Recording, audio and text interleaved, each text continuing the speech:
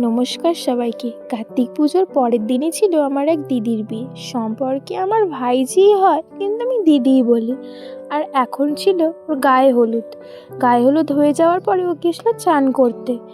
আর তখন আমরা সবাই যাচ্ছিলাম, তাই মনে পড়লো যে আমাকে তো ভিডিও বানাতে দেরি না করে চট করে ভিডিওটা শুরুই করে দিলাম। আর এখানে যা যা নিয়ম ছিল সব পালন করা হচ্ছিল। আর এখানে দেখো এই বৌদিটা সবার গায়ে জল দিচ্ছিল, আসলে কেউ তো জলে নামেনি ওই জন্য। তারপর ওকে বরণ করে নিচ্ছিল। তাও দেখো এদের এখানে জল ছোড়াছুড়ি বন্ধই হয়নি। ওর আমরা সোজা বাড়ির দিকে চলে যাই। বাড়িতে গিয়ে লজে খেতে বসে যাই। এখানে আমার মা আর মামি দুজনে হাই করছিল, আর এটা আমার বৌমণি। এবার আমিও বসে পড়লাম খাওয়ার জন্য। খেয়ে দিয়ে আমরা একটু ছাদেতে গেছিলাম, যে ওপর থেকে ভিউটা কেমন লাগছে দেখবো বলে। সত্যি দারুণ লাগছিল। টাটা সবাইকে, বিয়ের ভিডিওটা পরের ব্লগে আসবে। Thanks for watching.